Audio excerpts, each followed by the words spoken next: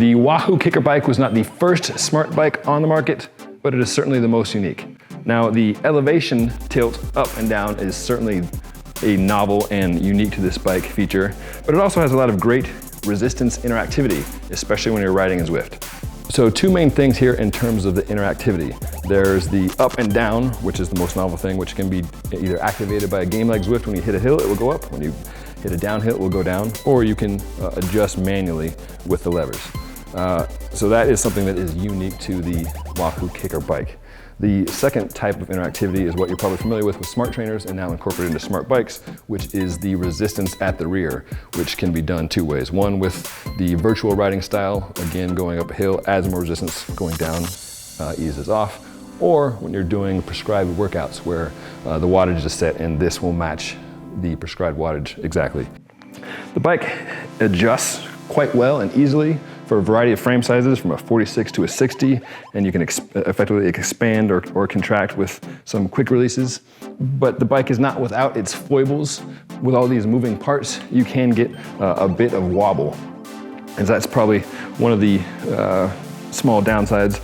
And then the frame can also hit people's knees sometimes, depending on body shape.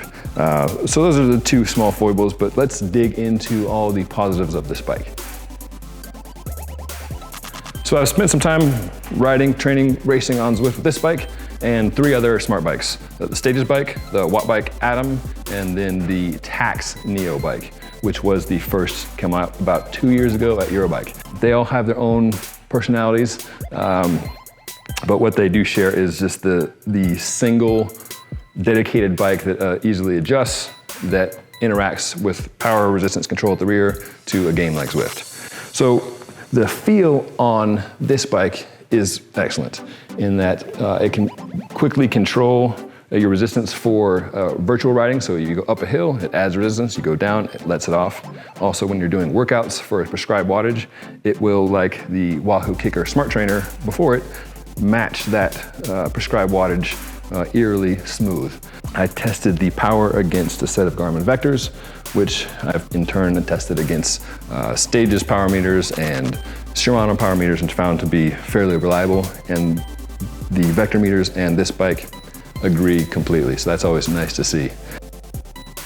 One thing that this bike has above even the Wahoo Kickr Smart Trainer is how it will hold the resistance for a workout very tidily, but if and when you fall behind, it's more forgiving than a lot of smart trainers. So smart trainers take the wattage equals torque times RPM formula very literally. And if you've ever been on a smart trainer where you fall behind on your cadence, all of a sudden 200 watts starts to feel like 800 and 1,000, and you have to just come to a stop and wait till the game will reset, turn the erg mode off, and get going again. That's a frustrating feeling, and it goes from, boy, smart trainers are an effective way to train, to, boy, I hate this.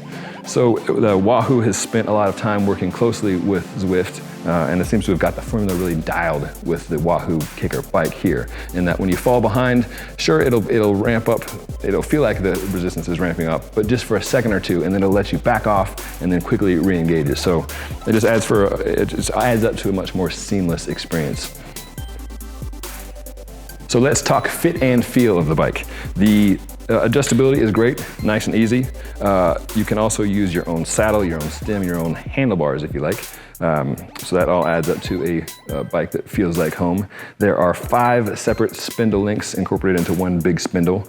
It looks a little goofy, but it acts just like a normal crank. So the shift levers are best in class. They feel quite similar to, say, a Shimano or even like a SRAM red lever. The buttons are programmable, so you can set the bike up to shift like a Di2 bike or a SRAM red or a Campy electronic bike. And the levers also control the up and down manually. You can also brake on course, which little trick can ramp up your power if you're at the back of the group. You hit the brakes and it can zoom you on past the front of the group. 2 small complaints about the fit. One is the width of the frame. It's just over like 5.5 centimeters wide, and for some of us, the inside of your quads will rub. It's not a sharp object, so it's not a painful thing, but it's just a little irritating as it's a scooch wider than most normal road bikes. The second beef is that there's just a little bit of play when you're really wrenching on the bike. So it's great that it's got all these moving pieces, but it's not quite as stable as a non-moving smart bike like the Stages bike or the Watt bike, which are much more planted on the ground. Now this is only noticeable when you're really wrenching on the bike, going for it at the sprint at the end of the race or something like this, but it's noticeable. So all in all, the Wahoo Kickr Smart Bike is a great indoor option. It certainly adds a level of dynamic interactivity that nothing else on the market offers. Sure, there's a couple small foibles with the frame, but the overall ride feel is exceptional.